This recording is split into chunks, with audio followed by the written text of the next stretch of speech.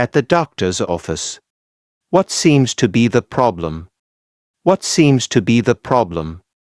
Well, I have a bad cough and a sore throat. I also have a headache. Well, I have a bad cough and a sore throat. I also have a headache. How long have you had these symptoms? How long have you had these symptoms? About 3 days now, and I'm really tired, too. About 3 days now, and I'm really tired, too. It sounds like you've got the flu. Take aspirin. Every 4 hours and get plenty of rest. Make sure you drink lots of fluids. Call me if you're still sick next week. It sounds like you've got the flu. Take aspirin. Every 4 hours and get plenty of rest.